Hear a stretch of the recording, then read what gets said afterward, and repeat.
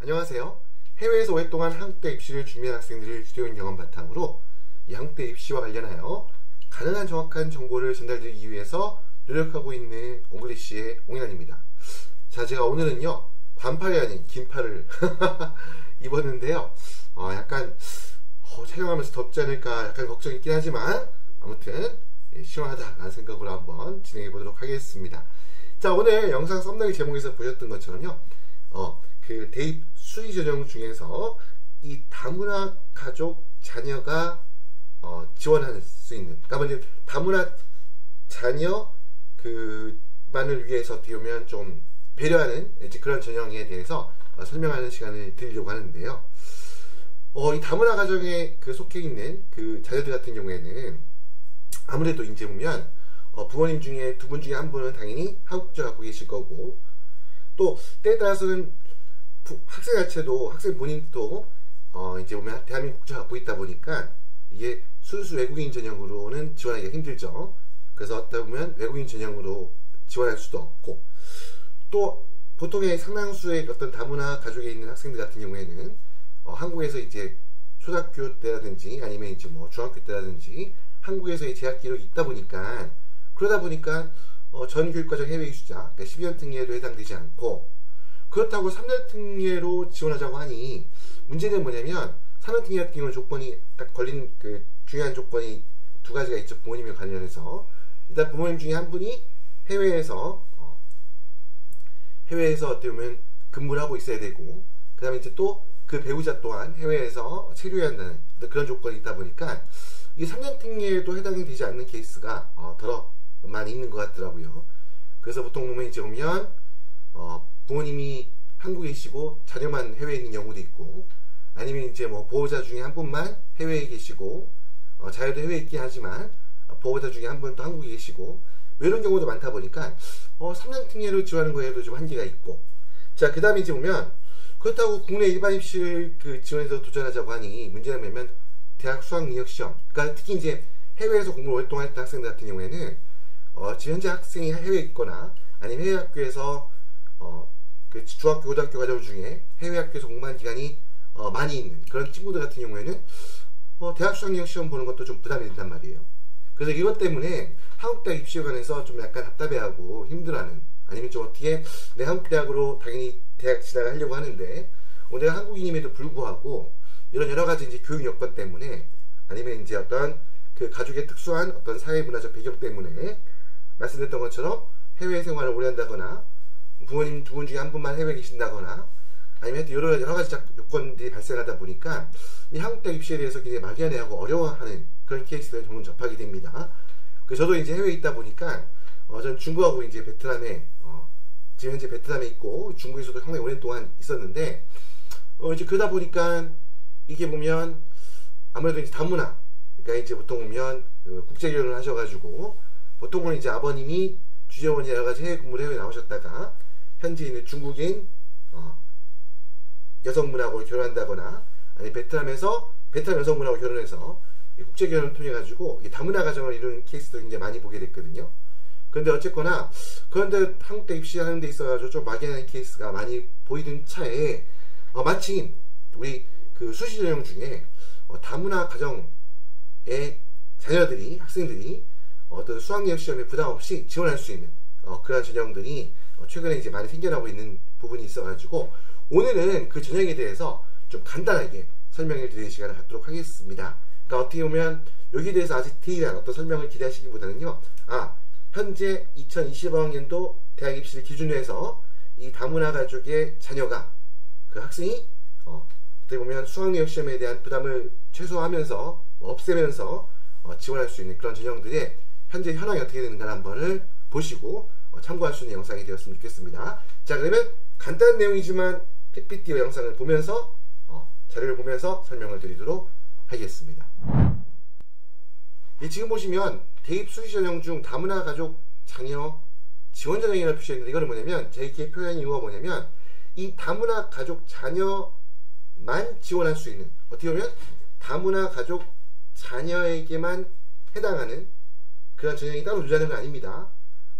기존에 있는 여러 가지 전형들 중에서 이 다문화 가족의 자녀들이 어떻게 보면 그들을 지원하기 위해서 어떤 교육 여건상의 한계로 특히 수학력 시험에 대한 부담이 있는 경우들을 대비해서 이 친구들을 위해서만 어떠한 그러한 전형의 지원 자격을 부여한 그런 전형을 소개해 드리는 거고요. 그러다 보니까 이걸 뭐 다문화 가족 전형이다, 뭐 다문화 전형이다 라고 딱 그것만 놓고 분리하기는 좀 어려움이 있는 것 같아요. 자, 아무튼 이렇게 다문화 가족에 있는 자녀들이 지원할 수 있는 어떤 그러한 그들에게만 어떻게 보면 혜택을 주는 그러한 그들을 배려하는 어떤 이러한 그런 전형에는 뭐가 있는가 먼저 살펴보면요. 일단 이게 지금 보면 잎에 보면 서강대하고 중앙대, 이화여대, 경희대, 홍대가 있는데요. 여기는 지금 보면 그 이상의 대학들이 좀 안 나와 있죠. 그건 이제 일부러 뺀 것이 아니라 아직 제가 그 수시전형 입시공학을 이제부터 찾아봤는데요. 아직 뭐 서울대나 연대나 고려대, 뭐 성균관대, 한양대, 한국외대 등 이런 대학들 같은 경우는 아직까지 이 다문화 가족 자녀에게 어떤 혜택을 주는 어떤 그런 전형이 별도로 존재하지 않더라고요. 그래서 그 수시 전형 중에 다문화 가족 자녀에게 별도의 어떤 그 혜택을 주는, 지원해주는 어떤 그러한 전형들만 주요 대학들 중에서 설치되어 있는 대학들만 간추린 부분이고요. 일단 서강대학교 같은 경우는 이 학생부 종합 전형 중에 보면 서강가치라고 하는 전형이 있어요. 여기에 지금 보면 여기에 지금 다문화 가족 자녀가 수능 성적 없이도 지원할 수 있는 전형인데요. 대신에 여기 같은 경우에는 오른쪽에 표에 잠깐 나와 있는 것처럼 자유전공이나 인공지능학과, 시스템 반도체공학과, 요즘 새로 시설에서 좀 많은 학생들이 좀 관심 갖고 있는 글로벌 한국학부, 그 다음에 이제 보통 국제학부죠. 게페르토 국제학부, 요거는 지원할 수 없습니다. 이렇게 좀 제한사항이 있고요. 중앙대 같은 경우에는 그 CAU, 보통 이제 중앙대학교를 CAU라고 하는데요. 학생부 종합전형 중에 CAU에 어울림이라고 하는 그런 파트가 있는데 거기에 다문화 가족 자녀가 지원할 수 있는 그런 지원 자격을 주는 전형이고요. 그 다음에 이제 이화여대 같은 경우에는 역시 학생부 종합전형 중에서 사회기여자 전형이라고 하는 곳에 이 다문화 가족 자녀가 지원할 수 있는 그런 그 자녀가 요 전형이 지원할 수 있는데요. 대신 여기는 보면 뽑는 숫자가 많지 않습니다. 전교에 16명밖에 선발하지 않고요. 이것도 어떻게 보면 다문화 가족뿐만 아니라 여러 가지 또 형태들이 있거든요. 그런 여러 가지 카테고리가 하나로 묶여서 그 전체를 포괄해서 16명이기 때문에 선발이 이렇게 많지가 않죠. 그리고 이화여대는 약간 조금 아쉬운 부분은 이게 수능 최저학력 기준이 적용됩니다. 이 부분이 있다는 거. 다른 학교들은 지금 여기 나와 있는 서강대, 중앙대, 경희대, 홍익대는 수능 최저학력을 요구하지 않고 이화여대만 딱 그렇다는 겁니다. 자, 그 다음에 이제 경희대 같은 경우에는 학생부 종합전형 중에 고른기회 전형이라는 부분에 포함되어 있는데요. 여기는 평가 방식이 좀 독특한 게 나머지 대부분 다 서류평가 100%로 신입생을 선발하는데 여기에는 서류평가 기하는데 그 중에 순수하게 일반적으로 이해하는 서류평가 성적 70% 반영의 학생부 교과, 그러니까 과목별 성적이 있죠. 그 교과, 학교에서 받는 내신 성적, 그 성적이 30% 반영되는 이런 형태가 좀 되어 있고요. 그 다음에 이제 이 표의 마지막으로 홍익대 같은 경우에는 고른기회 1 전형이라는 것에 이게 학생부 종합이 있는데 이것도 학생부 종합 전형이에요. 그러니까 지금 보시면 알겠지만 서강대든 중앙대든 이화여대든 경희대든 홍익대든 학생부 종합 전형 중에 있는 거고요.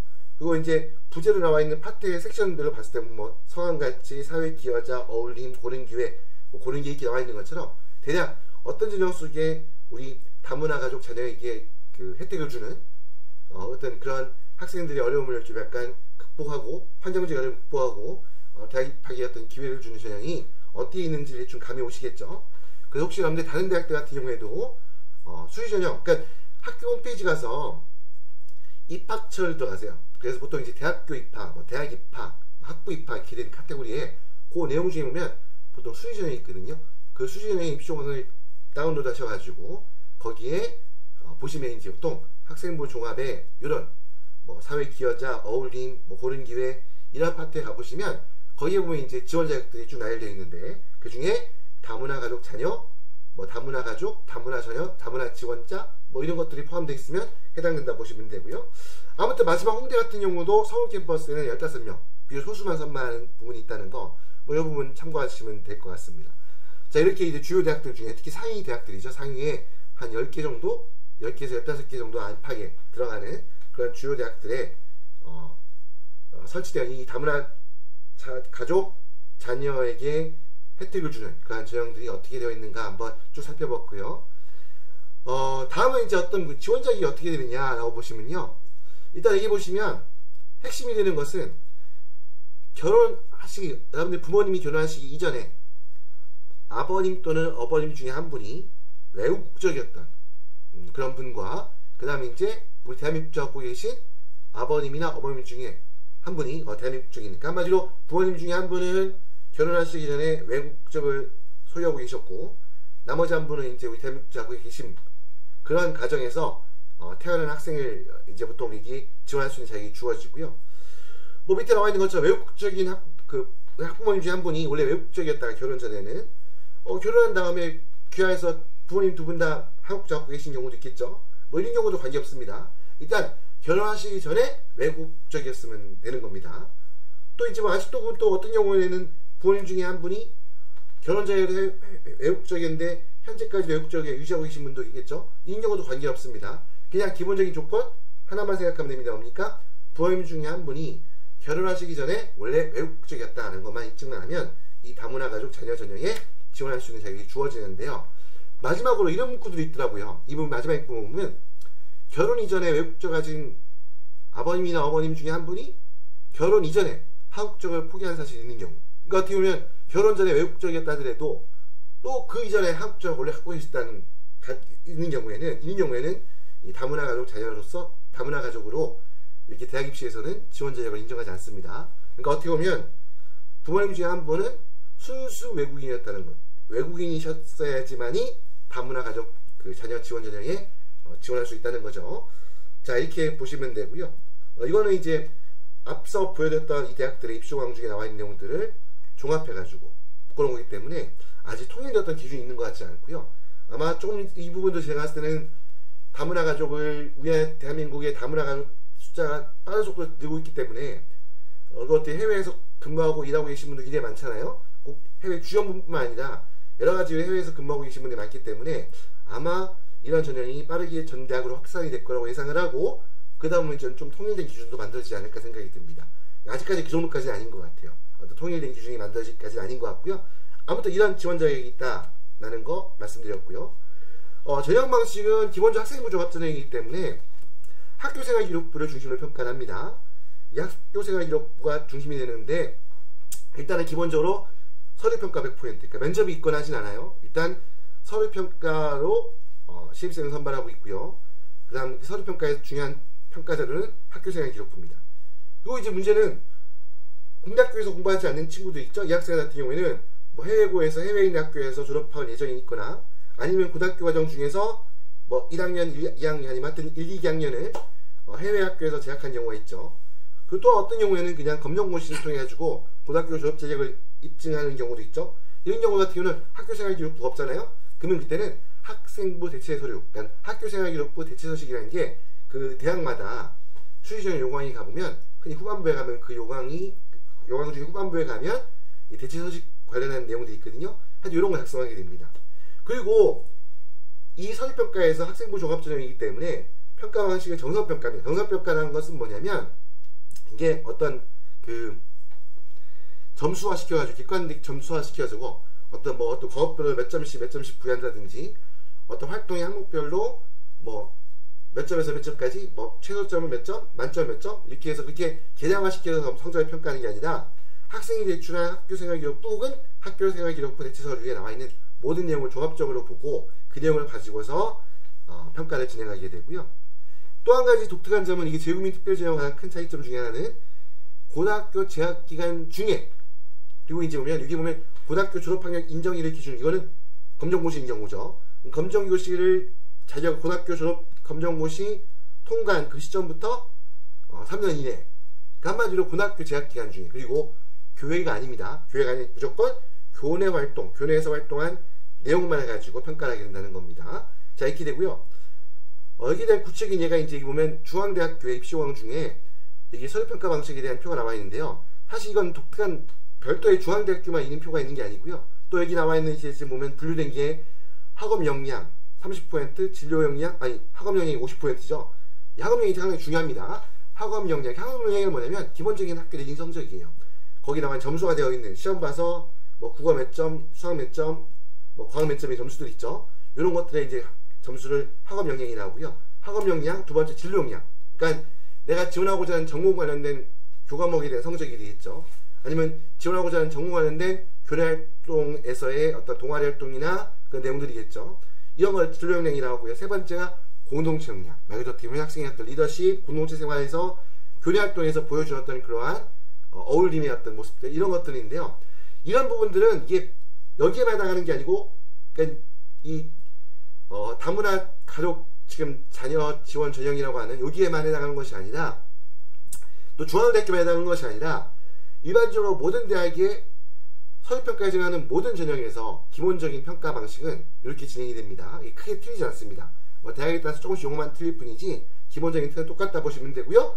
그리고 아까 말씀드렸던 것처럼 이화여대를 제외한 나머지 대학들은 지금 일단 수학 능력 시험 최저학력 기준을 적용하지 않습니다. 그러니까 수능 안 봐도 된다는 얘기입니다. 자, 대신 이화여대만 이기죠. 이화여대 학생부 조합 전형 중에 사회 기하자 전형 중에만 수능 최저학력 기준이 있는데요. 여기 나와 있는 것처럼 문과 인문계 같은 경우에는 국어, 수학, 영어, 탐구, 사회탐구, 과학탐구 이 4개 영역 중에서 3개 영역의 등급합이 8 이내. 이과, 자연계 같은 경우는 국어, 수학, 영어, 탐구 4영역 중에 2개 영역의 등급합이 6 이내. 예, 수학을 반드시 포함해야 되고요. 이과가 좀 더 빡세네요. 아무튼 이렇게 이런 내용으로 이게 지금 이화여대 같은 경우에는 수능 최저학력을 요구하고 있다. 라는 정도. 그냥 이 정도 참고하시면 될 것 같습니다. 잠시 했는데도 좀 덥네요. 아무튼 오늘 이렇게 해가지고 짧게, 그렇죠? 지금 보면 다문화 가족 자녀들이 지원할 수 있는 전형에 대해서 지원할 수, 뭐 이 전형을 다른 자격 쪽 갖고 치는 친구들도 지원할 수 있는데, 그리고 또 한 가지 뭐냐면 다문화 가족 자녀라고 해서 꼭 이 전형만 지원한다는 거 아닙니다. 다른 일반적 학생부 종합 전형이나 뭐 조건에 해당한다 그러면 재구민 특별 전형이나 다 지원할 수 있습니다. 근데 오늘 소개해드린 건 뭐냐면 다문화 가족의 자녀가, 다문화 가족의 어떤 학생이 꼭 이 전형만 지원한다는 게 아니라, 아까 우리 오늘 영상에 초대해서 말씀드렸던 것처럼 다문화 가족 자녀들 같은 경우는 여러 가지 환경적인 특수성을 인해 가지고 외국인 전형도 지원할 수 없고 재구민 특별 전형에도 해당되지 않는 경우가 있고, 그렇다고 이제 수능 시험을 보기에도 부담스러운 케이스가 있다 했잖아요. 이런 케이스의 학생들을 배려해서, 어떤 이런 특수성이 있는 학생들을 배려해서 이 친구들이 어떻게 보면 수능 성적에 대한 특히 부담이 없이 지원할 수 있는 그런 전형들에 대해서 현재 상위권 주요 대학들 중에서 개설되어 있는 대학들만 중심으로 해서 설명을 드렸고요. 아마 제가 봤을 때는 이 전형이 아직은 완전 정착된 거 아니라 이제만 만들어지고 있는 것 같아요. 그래서 제가 봤을 때는 앞으로 오늘 말씀드렸던 것처럼 아직 상위권 대학들 중에는 이 전형을 아직 실시하지 않는 경우도 많지만 아마 점점 더 확대되지 않을까 생각이 들고요. 그래서 어떤 구체적인 어떤 자격 조건이라든지 전형 방식도 좀 약간 조금 규칙성을 가지게 되지 않을까라는 생각을 하고 있습니다. 아무튼 오늘 짧게, 제가 아무래도 해외에서 오랫동안 학생들 지도하다 보니까 특히 제가 가르치던 학생들 중에서도 다문화 가족의 자녀들을 상당히 굉장히 많은 수 학생들 가르쳐 왔거든요. 그래서 이런 케이스들이 적지 않은 것 같다는 생각이 들어가지고 마침 그런 차에 이런 사회적 문화적인 분위기, 그 상황 때문에 이런 전형들도 만들어지는구나 하는 걸 발견하고서 아주 반가운 마음에 남들로 정리해서 소개하는 시간 되었습니다. 자, 아무튼 오늘 짧은 영상 참고하시고요. 자, 아마 앞으로 이제 이런 용어들이 디테일한 부분이 나오고 좀 구체적인 사례들이 좀 더 나오게 되면 또 한번 또 구체적인 디테일한 내용 설명드리는 시간 갖도록 하고요. 자, 오늘은 이 정도에서 마무리하도록 하겠습니다. 자, 아무쪼록 해외에 있던 한국에 있던, 아무튼 해외에서 오랫동안 공부하면서 어떤 그런 경험 속에 있던 학생들, 학부모님께서 우리 한국대 역시 준비한 데 있어가지고 오늘 영상 조금이나마 도움이 되셨기를 바라고요. 조금이나마 도움이 되셨다면 구독과 좋아요 함께 부탁드리면서 오늘 영상 이것으로 마무리하도록 하겠습니다. 지금까지 옹글리시의 옹인환이었습니다. 감사합니다.